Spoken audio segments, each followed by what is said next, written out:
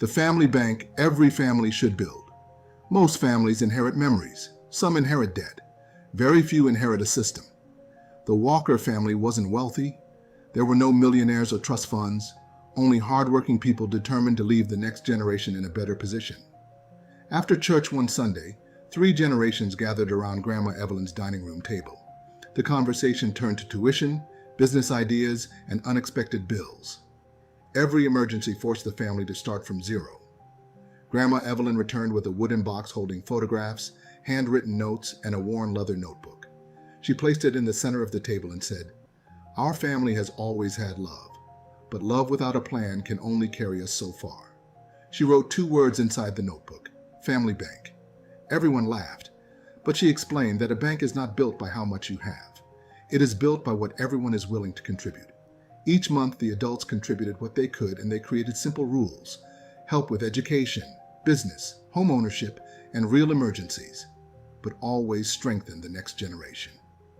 Years later, Marcus used a family bank loan to open a barbershop and repaid it with interest. Alicia used it for the down payment on her first duplex, lived in one unit, rented the other, and repaid every dollar. The system kept growing as more dreams became reality. Children grew up hearing conversations about ownership, investing, and opportunity instead of only bills.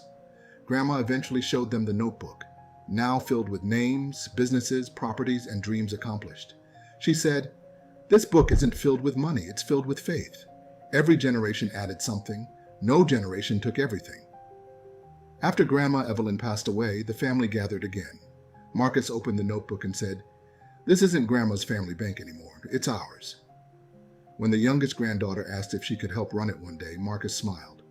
"You'll do something even better. You'll make it stronger." The family bank was never about creating dependence. It was about creating opportunity. The strongest families leave behind systems that protect, teach, grow, and outlive the people who started them. Maybe your family is just beginning. That's enough. Every great family bank started with one meeting, one contribution, and one generation choosing to think beyond itself. The question isn't whether your family can build a family bank.